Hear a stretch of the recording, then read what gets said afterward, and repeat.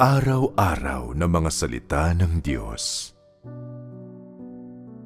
Ang kapalaran ng mga tao ay ipinapasya ng kanilang saloobin sa Diyos. Ang Diyos ay isang buhay na Diyos at tulad ng mga tao na magkakaiba ang kilos sa iba't ibang sitwasyon, nag-iiba ang kanyang saloobin ukol sa mga pag-uugaling ito dahil hindi siya isang tau-tauhan ni hindi siya hungkag. Ang pag-alam sa saloobin ng Diyos ay isang makabuluhang hangarin para sa sangkatauhan. Dapat malaman ng mga tao sa pamamagitan ng pag-alam sa saloobin ng Diyos kung paano sila unti-unting magtatamo ng kaalaman tungkol sa disposisyon ng Diyos at mauunawaan ang kanyang puso. Kapag unti-unti mong naunawaan ang puso ng Diyos, hindi mo madarama na mahirap magkaroon ng takot sa Diyos at umiwas sa kasamaan. Bukod pa riyan, kapag nauunawaan mo ang Diyos, malamang ay hindi ka gagawa ng mga konklusyon tungkol sa Kanya. Kapag tumigil ka na sa paggawa ng mga konklusyon tungkol sa Diyos, mas malamang na hindi ka magkasala sa Kanya at hindi mo mamamalayan gagabayan ka ng Diyos na magtamo ng kaalaman tungkol sa Kanya. Pupuspusin nito ang puso mo ng pagpipitagan sa Kanya. Sa gayon ay titigil ka sa pagtukoy sa Diyos sa pamamagitan ng mga doktrina, titik at teoryang saulado mo na. Sa halip, sa pamamagitan ng palaging paghahanap sa mga layunin ng Diyos sa lahat ng bagay, hindi mo mamamalayan na nagiging isa kang tao na kaayon ng puso ng Diyos. Ang gawain ng Diyos ay hindi nakikita at hindi nagagalaw ng sangkatauhan. Ngunit para sa Diyos, ang mga kilos ng bawat isang tao, pati na ang kanilang saloobin sa Kanya, ay hindi lamang nahihiwatigan ng Diyos, kundi nakikita rin Niya. Ito ay isang bagay na dapat tanggapin at malinawan ng lahat. Maaaring lagi mong itinatanong sa iyong sarili, alam ba ng Diyos kung ano ang ginagawa ko rito? Alam ba Niya kung ano ang iniisip ko ngayon mismo? Siguro ay alam Niya at siguro ay hindi Niya alam. Kung nag-aangkin ka ng ganitong uri ng pananaw, sumusunod at naniniwala sa Diyos, subalit nagdududa sa Kanyang gawain at sa Kanyang pag-iral, sa malaot madali ay darating ang araw na magagalit siya sa iyo sapagkat nakabingit ka na sa isang mapanganib na bangin. May nakita na akong mga tao na naniwala sa Diyos sa loob ng maraming taon, subalit hindi pa rin nila natatamo ang realidad ng katotohanan, ni hindi pa rin nila naunawaan ang kalooban ng Diyos. Hindi umuunlad ang mga taong ito sa kanilang mga buhay at tayog na sumusunod lamang sa pinakamabababaw na doktrina. Ito ay dahil hindi kailanman sineryoso ng mga taong ito ang salita ng Diyos bilang buhay nila mismo at hindi pa nila kailanman nakaharap at natanggap ang Kanyang pag-iral. Sa palagay mo ba, napupuspos ng kasiyahan ang Diyos kapag nakikita Niya ang gayong mga tao? Inaaliw ba nila siya? Kung gayon, ang paraan ng paniniwala ng mga tao sa Diyos ang nagpapasya sa kanilang kapalaran. Tungkol sa kung paano hinahanap at nilalapitan ng mga tao ang Diyos, pangunahin ang kahalagahan ng saloobin ng mga tao. Huwag magpabaya sa Diyos na parang wala siyang halaga sa likod ng iyong isipan. Laging isipin ang Diyos na iyong pinaniniwalaan bilang isang buhay na Diyos, isang tunay na Diyos. Hindi siya uupo-upo lamang doon sa ikatlong langit nang walang ginagawa. Sa halip, patuloy siyang nakatingin sa puso ng lahat. Inoobserbahan kung ano ang binabalak mo.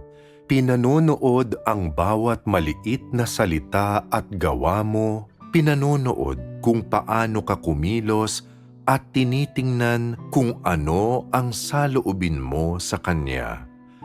Kung handa ka bang ibigay ang iyong sarili sa Diyos o hindi, lahat ng pag-uugali mo at kaibuturan ng iyong mga iniisip at ideya ay nalalantad sa Kanyang harapan at tinitingnan Niya.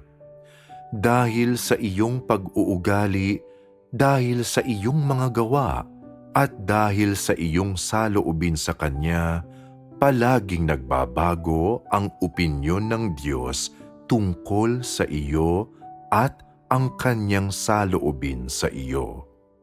Gusto kong mag-alok ng kaunting payo sa ilang tao. Huwag ninyong ilagay ang inyong sarili na parang mga sanggol sa mga kamay ng Diyos, na parang dapat siyang mahaling sa iyo, na parang hindi Kanya kailanman maaaring iwanan at na parang pirmihan ang Kanyang saloobin sa iyo at hindi na magbabago kailanman, at ipinapayo ko sa iyo na tigilan na ang pangangarap.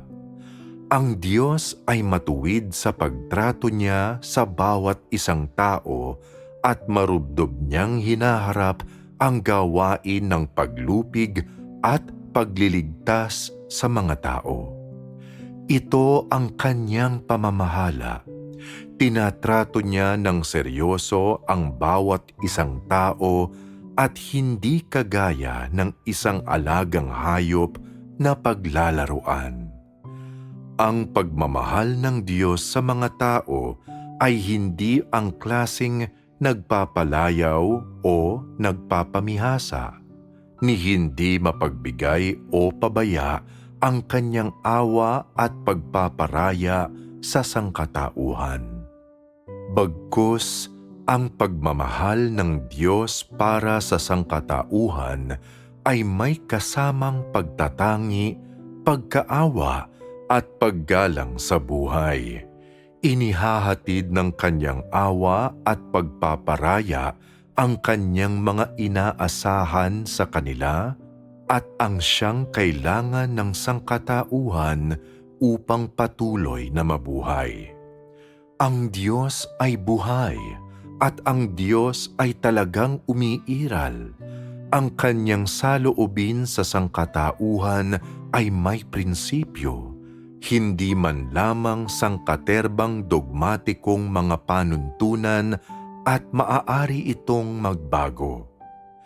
Ang Kanyang mga layunin para sa sangkatauhan ay unti-unting nagbabago at nag-iiba sa paglipas ng panahon, depende sa mga pangyayaring nagaganap at pati na sa saloobin ng bawat isang tao.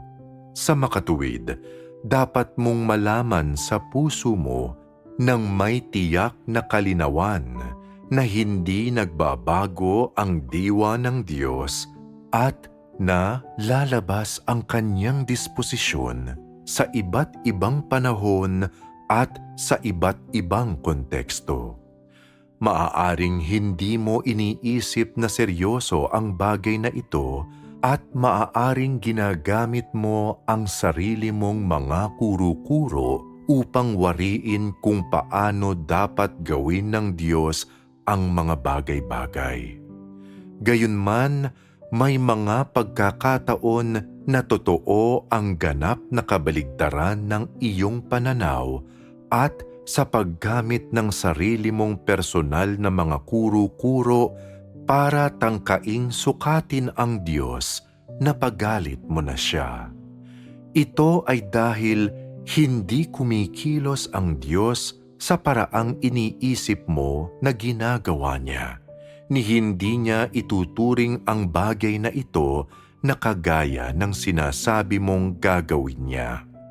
Sa gayon, ipinapaalala ko sa iyo na mag-ingat at maging mahinahon sa pagturing mo sa lahat ng bagay na nasa paligid mo at pag-aralan kung paano sundin ang prinsipyo ng paglakad sa daan ng Diyos sa lahat ng bagay, ang pagkakaroon ng takot sa Diyos at pag-iwas sa kasamaan.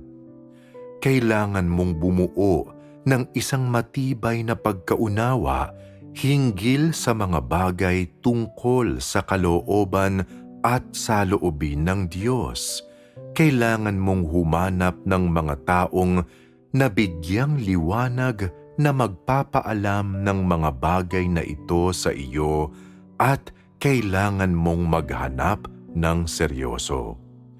Huwag mong ituring ang Diyos na pinaniniwalaan mo na isang tau-tauhan, na hinuhusgahan siya kung paano mo gusto, nagbubuo ng di makatwirang mga konklusyon tungkol sa Kanya, at hindi siya tinatrato ng may paggalang na nararapat sa Kanya.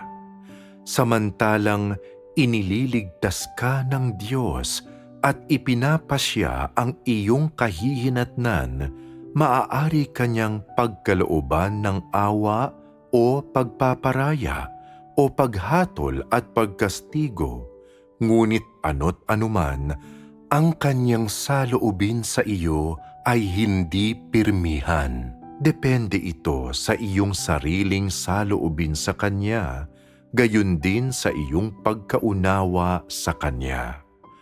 Huwag mong tulutan ang isang lumilipas na aspeto ng iyong kaalaman o pagkaunawa sa Diyos na ilarawan siya ng panghabang buhay. Huwag maniwala sa isang patay na Diyos, maniwala sa isang nabubuhay. Tandaan mo ito. Bagamat natalakay ko ang ilang katotohanan dito, mga katotohanang kailangan ninyong marinig dahil sa inyong kasalukuyang kalagayan at kasalukuyang tayog, hindi ako gagawa ng anumang mas malalaking hinihingi sa inyo sa ngayon upang hindi masaid ang inyong kasigasigan. Ang paggawa nito ay maaaring puspusin ang inyong puso ng labis na kalungkutan at ipadama sa inyo ang labis na pagkabigo sa Diyos.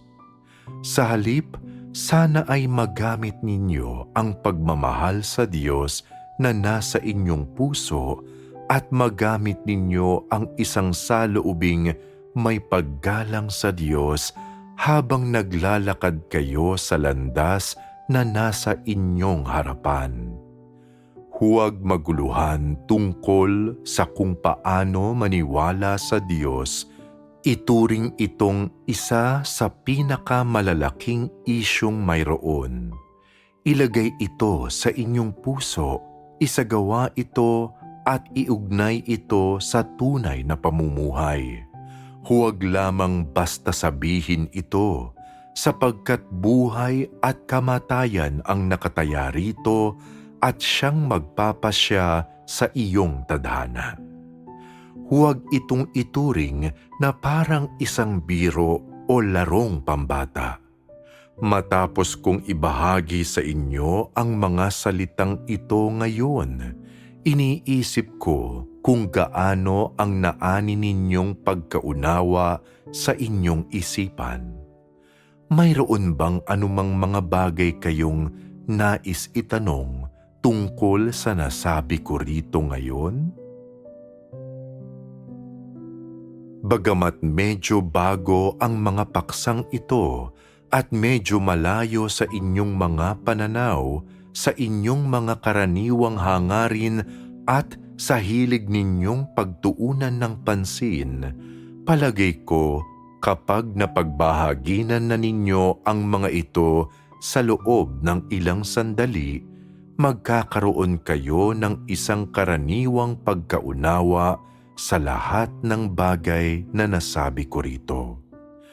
Bagong-bago ang lahat ng paksang ito at hindi pa ninyo kailanman naisip noon, kaya umaasa ako na hindi makaragdag ang mga ito sa inyong pasanin sa anumang paraan.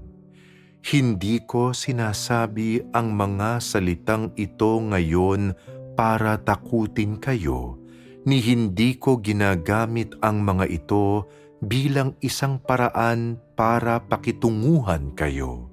Sa halip, ang aking layon ay ipaunawa sa inyo ang totoong mga pangyayari tungkol sa katotohanan. Dahil may kaibahan sa pagitan ng sangkatauhan at ng Diyos, bagamat naniniwala ang mga tao sa Diyos, hindi nila siya naunawaan kailanman o nalaman ang kanyang saloobin. Hindi rin naging napakasigasig ng mga tao kailanman sa kanilang alalahanin para sa saloobin ng Diyos.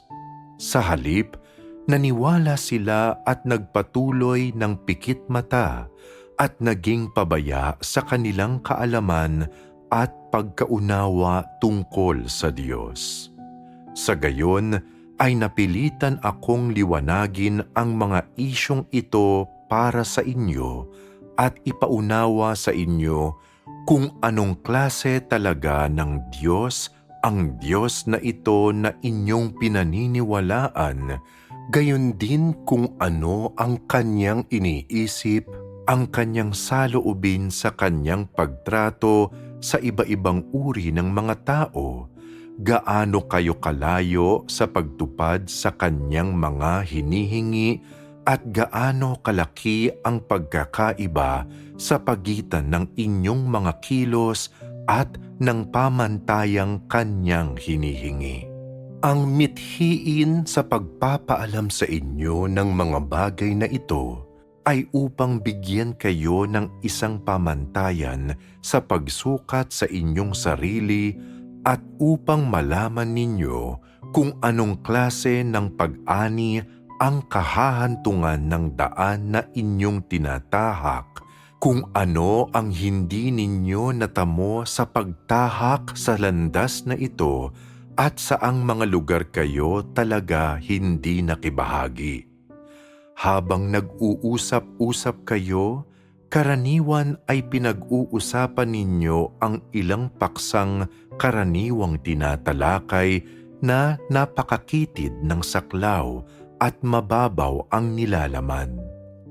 May agwat, may puwang sa pagitan ng tinatalakay ninyo at ng mga layunin ng Diyos, gayon din sa pagitan ng inyong mga talakayan at ng saklaw at pamantayan ng mga hinihingi ng Diyos. Ang pagpapatuloy ng ganito sa paglipas ng panahon ay mas maglalayo pa sa inyo sa daan ng Diyos.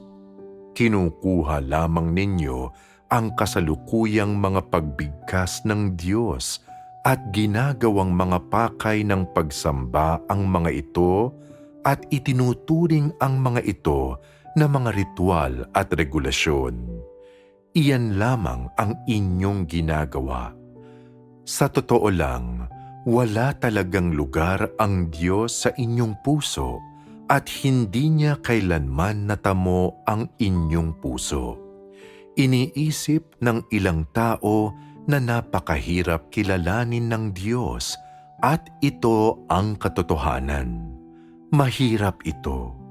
Kung ipagawa sa mga tao ang kanilang mga tungkulin at ginagawa nila ang mga bagay-bagay sa panlabas at nagsusumikap sila, iisipin nila na napakadaling maniwala sa Diyos dahil lahat ng bagay na iyon ay saklaw ng kakayahan ng tao.